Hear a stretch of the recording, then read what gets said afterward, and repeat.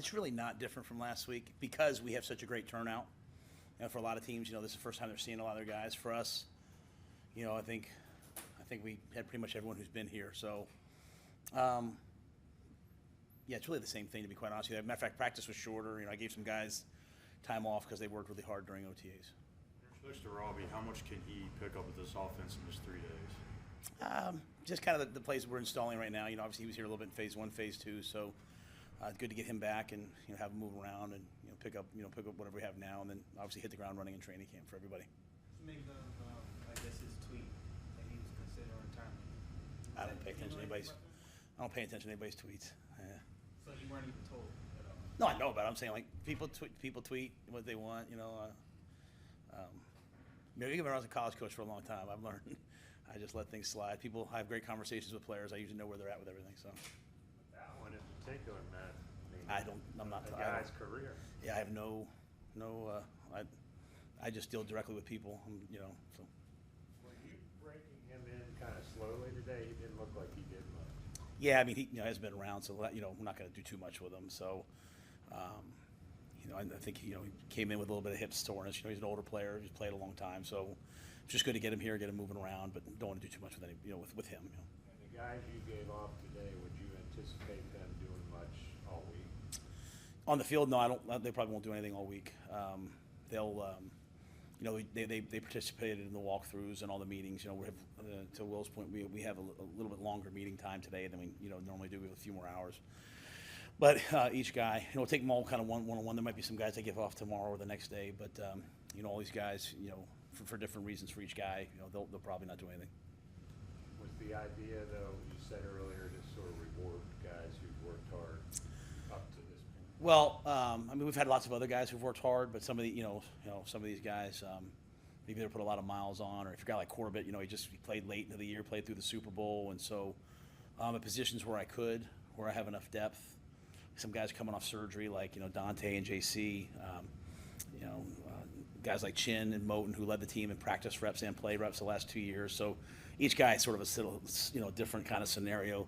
A guy like Andre Roberts caught punts today, and I took his helmet from him so that he couldn't take any more reps. So I'm just trying to make sure each guy a different reason. But Ian was banged up, came back and practiced, and kind of wanted to shut him down. And I think it's, as opposed to giving those guys off, for me, sometimes it's a lot more about giving other guys an opportunity to go be the number one guy, go give Terrace Marshall a chance to kind of step into that role that DJ's had, or CJ Saunders, or whomever else. So there's kind of a multitude of different reasons for it, but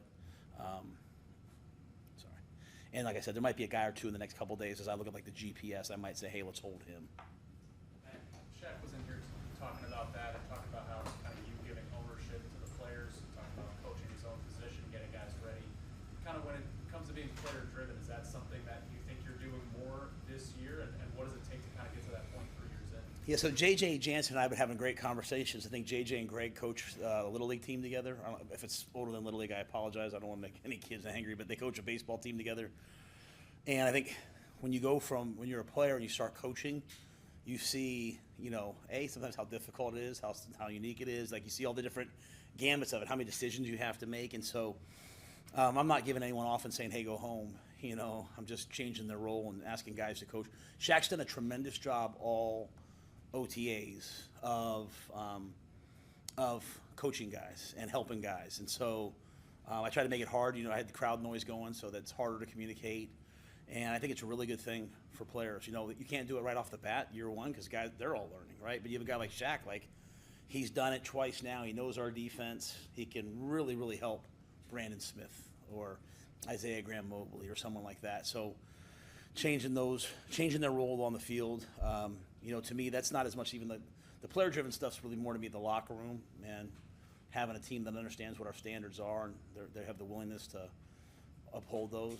And I think we have that type of leadership.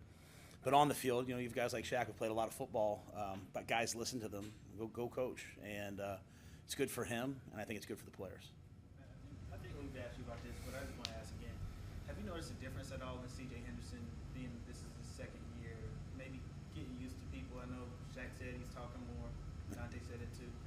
I think it was good. I think having Stephon here was good for all of us to recognize that, some people just are quiet. I think you could be a great football player and just be quiet. Stephon Gilmore, when he spoke, he said a lot. And so I'll say one story about CJ. I hope he's okay with me saying this, but CJ, we had the corners over at my house last season, and CJ came in and he was kind of quiet, and I was telling Julie, like, here's coming Dante. I said, I guarantee you Dante will be holding court over here. I guarantee, and I said, CJ Henderson was walking up the driveway. I was like, no, CJ's really quiet. And my wife started talking to CJ, and he saw my German Shepherd, and they talked for like 30 minutes about dogs, right? So CJ's got a lot of unique interests and personalities. He's a wonderful guy to get to know. And so I just think the biggest thing for him is understanding what's expected, understanding like our system, understanding our schedule, our process. And I think throughout the year, I saw CJ making improvements. I saw him battling through, kind of being a little bit banged up. And this offseason, I think he's been really good. He's been back and forth. And then in this OTAs, I think he's been really good. We hold him some days, and he wants to practice even more. But to me, I want CJ to be CJ. I don't want anyone to change who they are. If you're a quieter guy, be a quieter guy. But I do want them to feel comfortable that they have people here that care about them, want to help them play their best. And I think CJ's always had a great relationship with Coop. I'm sure he's developing a great relationship with Steve. And I feel like, CJ's a guy that, I feel like I can go to and talk to, and he'll respond. So I think he's been a great addition for us, and he's a really talented player now. I mean, he's really talented. So, I'm sure he'll help us. Back to Robbie quickly, just to clarify, did you talk to him, or was it like once that was I'm not completed, talking it was about, off your radar? with all due respect to everybody, I'm not talking about my, obviously it's a topic, I get it, but I'm not talking about my conversations with guys on their personal stuff. Like, what I'm saying is I don't put, guys tweet stuff, I don't follow half the guys on Twitter, I don't pay attention to it. I have conversations with guys, that's really it. So he's good, like he's geared up? I'm not answering for Robbie. Was Bozeman one of the guys giving a day off? I didn't see him out there. He came in today and just didn't feel well. Non-COVID, obviously when a guy walks in, he doesn't feel well now. We're hyper alert, but I didn't feel well, so they sent him home. So hopefully it would happen tomorrow. Corbett had the day off. Get Corbett the day off. And that, like I said, going back to really the Super Bowl, and kind of, I promised him that I would keep an eye on all that as we went through OTAs, but he's done a great job. So. Matt, you sort of quickly mentioned how these days off give you a chance to evaluate the more intermediate parts of the roster where you have that depth. How will you and Scott spend the time between now and the end of the week evaluating those positions in terms of, this is as much a competition as it is, install and preparation? Yeah, so we after like the first week of OTAs, kind of in that range right there, we went through every player on the roster. The coaches went through with me what they need to work on. Scott, Dan, all those guys sat in there. Pat sat in there, and we talked about each guy. So we had tremendous transparency and a collaborative look at it from a personnel and coaching side. Last week I had every coach write a written report on every player, so I kind of knew exactly where the coach saw him. And then we'll meet tomorrow after tomorrow's practice and go through each player again, everything from reporting weight to where we see their role being. And really, at this point, I don't think of anything as being a competition for guys right now. I see that happens more in training camp. What I do see right now is just we're kind of it's a great opportunity to get a picture at what people can do. So if we want Terrace to go compete at this position, if I can move him around now, I can kind of see, hey, this is his best chance, and then I'll let them compete for those roles in training camp. So I think this is a glimpse, especially for the young guys. To be quite honest, sometimes it's for them, it's a reality check. Like, now I got to step up and play, and I'm going with the ones when I was going with the threes. So I think it puts a little bit of onus on them to make sure they're prepared. So, but Scott, we had a staff retreat the last couple of days. The coaching staff got away with the personnel staff, and we talked about our team and our vision. So it's kind of an ongoing process with me, Scott, and the rest of the staff. But tomorrow afternoon is probably our big meeting. Matt, you thought Sam had a good OTAs last week when we were here. What did you think about the way he's starting minicamp? I thought he was good today. Especially when you don't have some of those guys you kind of built some chemistry with. I thought he did a good job. He had to check some balls down with some of the, to be quite honest, with some of the young receivers wrong route. He's kind of expecting one thing, another thing happened, and I think that's one of the things that we're all looking for Sam to really improve on is when things are right.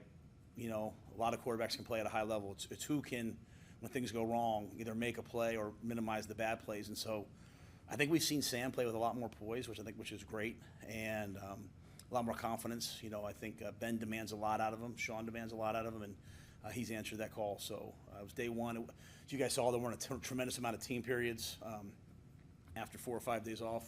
Really wanted to ease guys back into it, but we'll compete tomorrow a little bit more.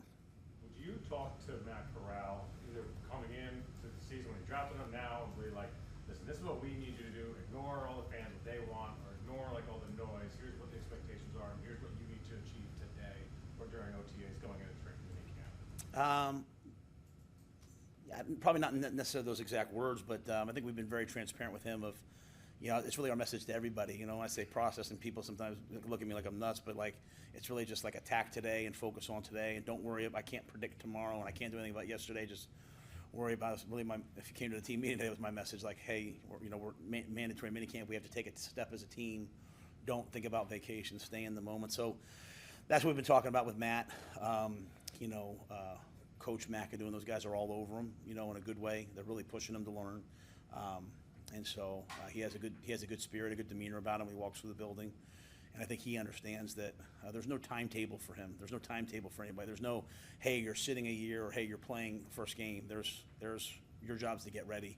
And, the opportunity will come when it comes, and you have to be ready for it. You can't not be ready for it. So we want all of our players to battle to play right away. There is no long-term, might it be right for him to not play next year? It might be the best thing for him. But we might not get afforded that right. Some guys might get banged up, and he might be out there, so he has to be ready to play. And so I think he has that sense of urgency when he works. I respect the way he works, but he's a lot to learn. How close is he to being ready to compete once he goes to training camp? I probably can't speak on that yet, to be quite honest with you, David. I think like right now he's still in the learning process. I think what he'll do is, what I hope he does is he'll take kind of what's happened during OTAs and the expectations and the footwork. I mean, it's not just the plays, man. It's the footwork. It's the protection calls. It's the huddle. It's the play calls. It's all these different things. I hope he takes all those things and he just attacks them for the next 5 weeks on his own. And he shows up at camp and you feel, hey, I'm ready to compete. I've always felt like as a coach, we don't make personnel decisions. We don't decide who starts. The players do that with the way that they play. That can sometimes sound a little corny, but I really believe players were supposed to play, they demand it with their play, and so I think Matt has to show that, just like everyone else does. Back to. I don't know if we asked. Go ahead. Xavier was absence excused? It's excused, yeah. Sort of the same thing that's been going on all along. Just want Xavier to take care of his family. Was he the only guy not to report, so to speak? Yes, sir. And back to Nick's question about more ownership for the players, was there something that prompted you to do that? I mean, I know you've talked about the challenge of coming in here during COVID, but was part of it too kind of coming from a college environment to the NFL to kind of give them more say-so now heading into? No, I would think if you talk to the teams I've coached in college, they'd usually say around this time, after a couple of years, it's been like, hey, we're all on the same page now. And I want to get. I met with our leadership group today, and I gave them a lot of credit because even last year was our second off season, but it's really hard to excel when you don't know what's coming. So the first year was all different, right? It was all virtual. Then even last year, they kind of knew what to expect, but they hadn't been through it.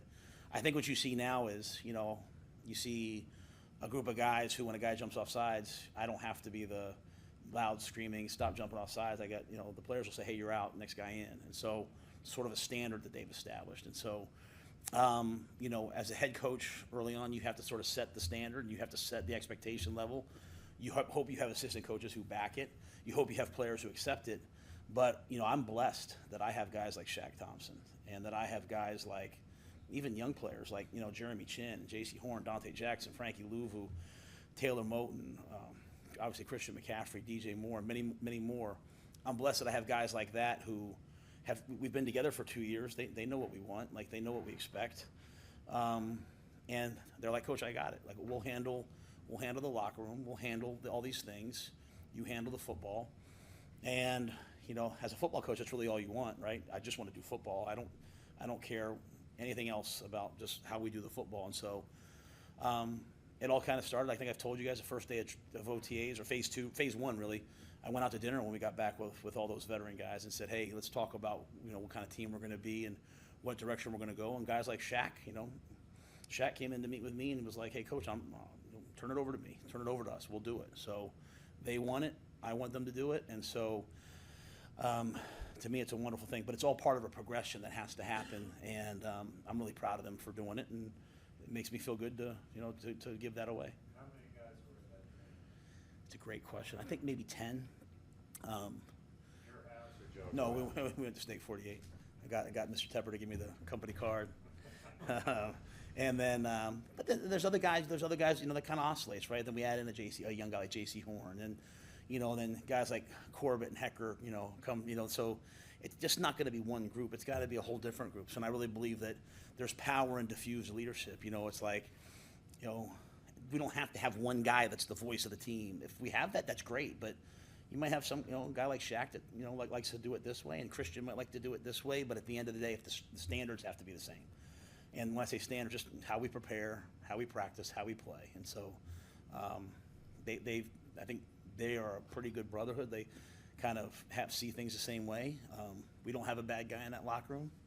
And so it's a pretty easy team to coach from that regard, and they're handling it, and that lets the coaches focus on what we need to focus on, which is running the routes at the right depth and blitzing the right gap and all the football stuff. So, with roles clearly defined like that, and as you're working to really what seems like your first full OTA, away from COVID, more normalcy, if you will. I mean, from the golf we've talked about to the team bonding experience, I saw you looking like Hope Solo in net, stopping a shot with Sam Darnold at one point. How much fun are you having with all of this, as you guys are, like you said, balancing the player-driven side of this and the team building aspect? yeah, I think even Bruce has said it to me, like, he said, you look like you're having more fun, which, guys probably don't know this, but Bruce is a tremendous mentor to me. He's always has a spirit of, like, he's very able to see things. And, that's why I got into coaching. That's why we all got into coaching, because we love players and we love the fun moments of it. And the NFL's hard because, like, you're eventually you have to make a lot of decisions. You got to cut guys. You have to let guys go. I can't stand that part of it. But to live, even the people in the building. There's people in the building that like they work for the Panthers and they've probably never met me or met Scott because we've had a red line around us for a year. People in the community will see me and like they've never seen me before. And I think sometimes people think that's what I want. I don't want to sit in my house all day, but they put a red line around us and said, hey, don't get COVID. So we did what we needed to do to make sure the Panthers could play football. But now we have a chance to go out and be a part of the community. We have a chance to be part of this building. We have a chance to be at the soccer game on Saturday. Shout out to the SC for playing so well. So we have a chance to be a part of all these different things. And so, I think sometimes you guys will ask me questions about coming from the college and adapting to the NFL. That was a very collegey thing we did on Thursday.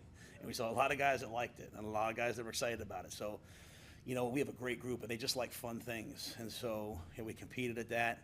I don't know if I'm even answering your question other than to say this to me is what good teams do. They work together.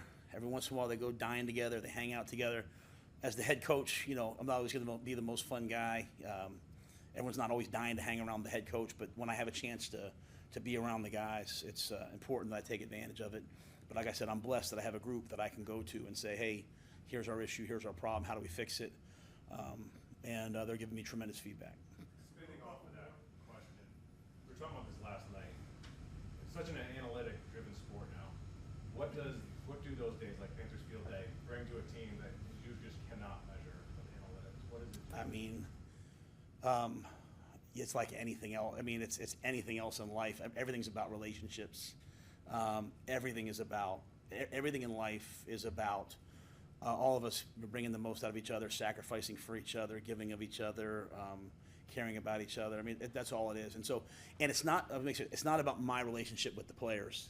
It's about the players' relationship with each other. We do the Panther game so the players it was so cool to watch the voting. So we did a team competition throughout phase 1 and phase 2, and everyone kind of drafted their buddies or drafted their position. When we got to that draft the other day, and they had already done it once, they were drafting to win. I mean, you guys saw the thing with McCaffrey where he kind of pretended like he was mad for sliding. No, he was mad because he slid to third. Like, he was really mad, and I said that in fun. But I think what these things have done is they've allowed the guys on the team to get to know everyone else at the other positions, and that's really what you want, right? It's not, we're not holding hands and singing Kumbaya. We're just trying to make sure everyone understands each other and knows each other. You can't have a great relationship with somebody if you don't know anything about their history, if you don't know where they come from, and sitting in a car riding to go shoot hoops, or sitting on a bench, or playing ping pong. You start to get to know people, a little bit better, and relationships start to form, and things change. And so that's what we're trying to do, along with being really good at football. Real quick, going back to the field today, Keith Taylor's had a day that popped from our point of view, breaking up two passes, and then just that energy you see defenders play afterwards when something happens like that. Just how impressed were you with him today, and then are you seeing that natural progression occur as he's going through the Yeah, I think it was an important day for Keith because he's been limited a lot. He fell early in camp. He tripped and fell and was limited, and so really wanted to kind of tailor things for him to be able to get to minicamp and get a lot of reps. Keith really, I thought, played well for a first-year player last year, and so you want to see him take the step where it's like, hey, I can be a starting corner in this league, and I believe that he can. So seeing him do what he did today, and that's, again, those other guys come out, he goes in, he plays really well. I haven't even gotten to the tape yet, since we've started, so I can't comment on every little detail, but I certainly saw kind of what you guys saw, Keith out there having energy, and that's what you want to see guys do. You want to see them, have some good momentum. If they have some adversity, get right back on track and take off. Everybody good? All right, thank you. All right, good to see everybody. Thank you. We saw you block that goal. You know what? Alex